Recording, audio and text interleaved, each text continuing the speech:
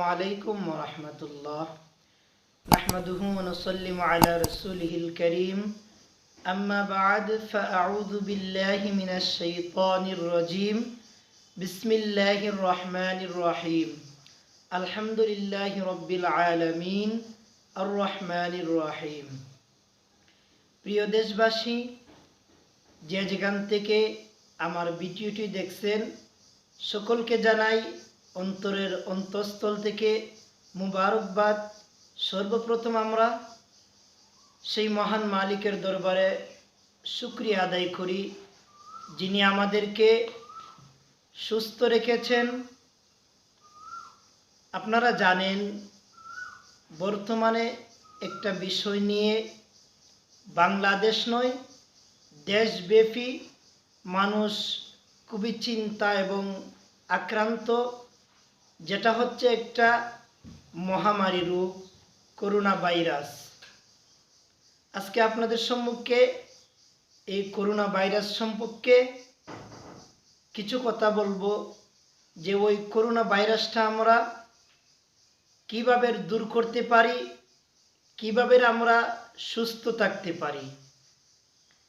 আর আসমান এবং জমিনের উপরে যা কিছু হয়, রব্বুল আলামিন মহাগ্রন্থ আল কুরআনুল কারীমের মধ্যে বলেন, যহরাল ফাসাদু ফিল বাররি ওয়াল বাহর, জলে এবং স্থলে যাহা কিছু দেখো সব তোমাদের হাতে বানানো, হাতে গড়া।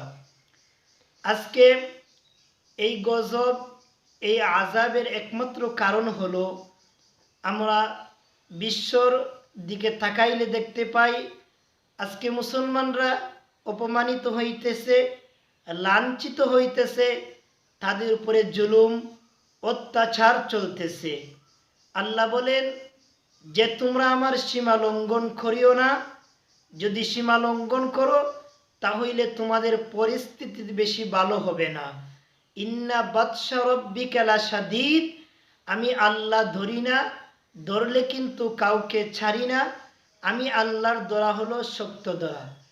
প্রিয় দেশবাসী, যদি আমরা এই করোনা নামক ভাইরাস থেকে মুক্তি পেতে চাই, হেফাজত থাকতে চাই, তাহলে অবশ্যই প্রত্যেক মুসলমান, প্রত্যেক মানুষের কর্তব্য হবে আল্লাহর কোরআনের আশ্রয় নেওয়া।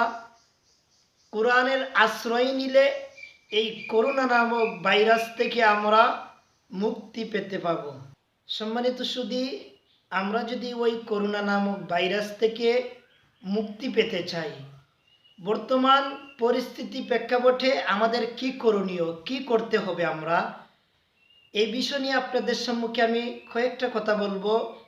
যে প্রথম অবস্থায় যদি আমরা এই করোনা নামক ভাইরাস থেকে, এই মহামারী থেকে আমরা হেফাজত থাকতে চাই, এই মহামারী এবং করোনা নামকের রোগের ওষুধ রয়েছে মহান রব্বুল আলামিনের কুরআনুল কারীমের মধ্যে, সূরাতুল ফাতিহা। সুবহানাল্লাহ। কারণ এটা এমন একটি কুরআন, এমন একটি কিতাব, এই কিতাবটাকে আমার আল্লাহ শিফা বানিয়ে দিয়েছেন। আল্লাহ বলতেছেন, ওয়ানুনাজ্জিলু মিনাল কুরআনি মা হুয়া শিফাউ ওয়া রাহমাতুল লিল মুমিনিন। এই কোরআনটা হচ্ছে শিফা, রোগের জন্য ঔষধ। তাহলে এই মহামারী, এই করোনা ভাইরাস নামক রোগের ওষুধ আল্লাহ কোরআনে দিয়েছে। আমরা মুসলমান, আমরা ইমানদার, আমরা বিশ্বাস করি আল্লাহর কালাম সত্য। কারণ পবিত্র কুরআনুল কারীমের মধ্যে সূরাতুল বাকারার মধ্যে আসছে, যালিকাল কিতাবু লা রাইবা ফীহ, এটা এমন একটি কিতাব যার মধ্যে কোনো সন্দেহ নাই।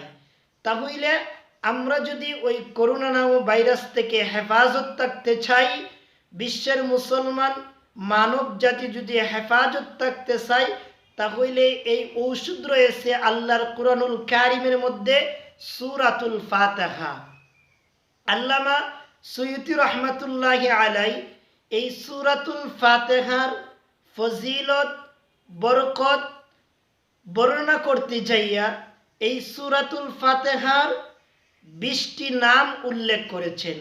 আমরা জানি এটা সূরাতুল ফাতিহা।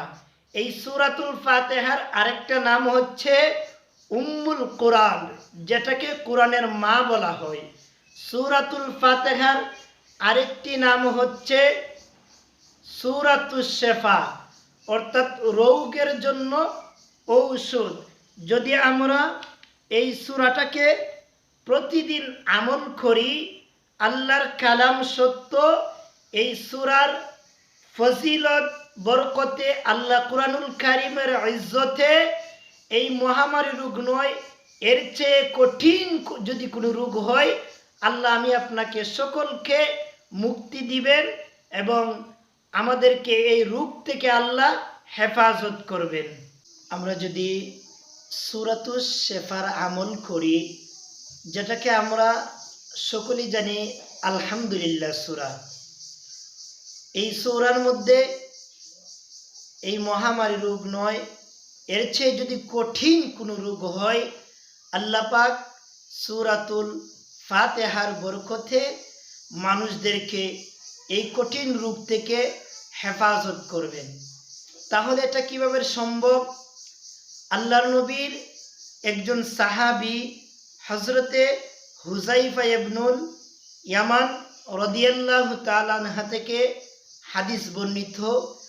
আল্লাহর নবী রাহমাতাল লিল আলামিন বলতেছেন যে আল্লাহ তাআলা যদি কোনো সম্প্রদায়ের উপর নির্ধারিত শাস্তির বর্ণনা করেন, ওই সম্প্রদায়ের থেকে যদি ছোট্ট একটা বালক হয়, ওই ছোট্ট বালক যদি আল্লাহর ঘর মসজিদে এসে সূরাতুল ফাতিহা তেলাওয়াত করে, অথবা নবীর বাগান মাদ্রাসাতে বসে সূরাতুল ফাতিহা তেলাওয়াত করে, মহান রব্বুল আলামিন ওই সূরাতুল ফাতিহার তেলাওয়াতের বরকতে এবং সেটা পাঠের শ্রবণে 40 বছরের জন্য ওই সম্প্রদায়, ওই গোত্র থেকে আল্লাহ আযাব উঠিয়ে নেয় এবং গোটা এলাকার মানুষকে আমার আল্লাহ এই রোগ থেকে হেফাজত করে মুক্তি দেন। প্রিয় উপস্থিতি, আমরা সূরাতুল ফাতিহার পাশাপাশি আরও কয়েকটা দোয়া আমরা এই কঠিন মহামারী রোগের জন্য পাঠ করব। কোরআনুল কারিমে আরেকটি দোয়া রয়েছে, আপনারা অনেকেই জানেন যে হযরত ইউনূস আলাইহিস সালাম একটি দোয়া পাঠ করেছিলেন, লা ইলাহা ইল্লা আনতা সুবহানাকা ইন্নী কুনতু মিনাজ জালিমিন। এই দোয়াটা যদি আমরা নিয়মিত আমল করি, অবশ্যই আমাদেরকে বসন্ত, কলেরা, এই মহামারী করোনা ভাইরাস থেকে আল্লাহ হেফাজত করবেন। এই দোয়ার পাশাপাশি আমরা একটা দুরুদের আমল করব, কারণ দুরুদ শরীফ ছাড়া কোনো কিছুই আল্লাহ কবুল করেন না। আল্লাহর নবীকে আল্লাহ ভালোবাসেন, সেইভাবে আমরা একটা দুরুদ পড়ব, যেই দুরুদ শরীফের নাম হচ্ছে দুরুদে শেফা। দুরুদ শরীফটা হচ্ছে আল্লাহুম্মা সাল্লি আলা সাইয়্যিদিনা মুহাম্মাদিন বিআদাদি কুল্লি দাই ওয়া দাওয়াই ওয়া বিআদাদি কুল্লি ইল্লাতি ওয়া শিফা। আমরা যদি প্রতিদিন এই জিনিসগুলো আমল করতে পারি, আমাদের এলাকা, ফ্যামিলি, প্রত্যেকটা ঘর, মা বোন যারা রয়েছে, আমরা প্রত্যেকটা মানুষ যদি এই জিনিসগুলো আমল করতে পারি, অবশ্যই আল্লাহর কোরআনের বরকতে, নবীজির উসিল্লাতে আল্লাহ রাব্বুল আলামিন আমাদের দেশ এবং বিশ্বের মুসলমানকে হেফাজত করবেন। আমরা যেন এই কথাগুলোর উপর আমল করতে পারি। সম্মানিত সুধী, আমরা বাংলাদেশের মধ্যে বেশিরভাগ একটা জিনিস, মানুষের ঈমান আমলকে ধ্বংস করার জন্য মুসলমানদের পিছনে কিছু নামদারি মুসলমান মুনাফেকরা, কিছু নাস্তিক, মুরতাদ, বিধর্মীরাও লেগে গেছে যে একটা বিষয় গৌজব। এটা বাংলাদেশে গৌজব ছড়ানোর জন্য মানুষরা খুব এগিয়ে যাচ্ছে। কোনো কিছুই হলেই আমরা মানুষকে আতঙ্ক করে ফেলি গৌজব ছড়িয়ে। আপনারা জেনে গেছেন যে কয়েকদিন আগে রাত্রে আজান দেওয়া হয়েছিল। হাদিস শরীফের মধ্যে আছে এই মহামারী রোগের জন্য আজান দেওয়া জায়েজ। আজানটা দিয়েছে, এর প্রথম উদ্দেশ্য হচ্ছে যে আল্লাহ পাক যেন বাংলাদেশকে এই মহামারী রূপ থেকে, আল্লাহু আকবারের ধ্বনিতে এই রূপ থেকে হেফাজত থাকে।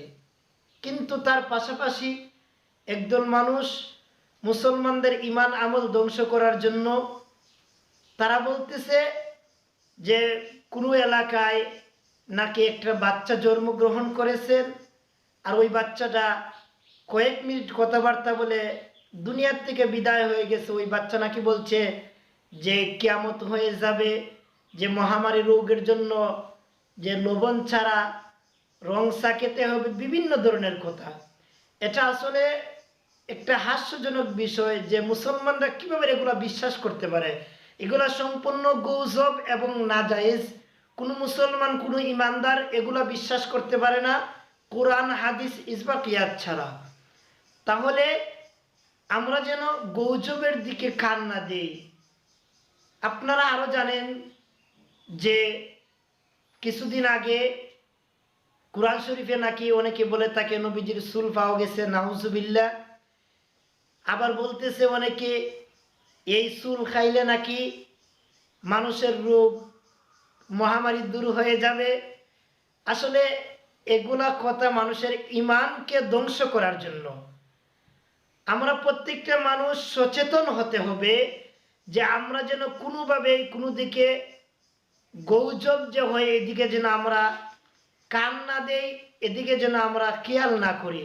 আমরা যেন হক্কানি উলামায়ে কেরাম পীর মাশায়েখ যারা রয়েছে তাদের যে কোরআন হাদিসের যে সঠিক নির্দেশনা এগুলা যেন আমরা মেনে চলি।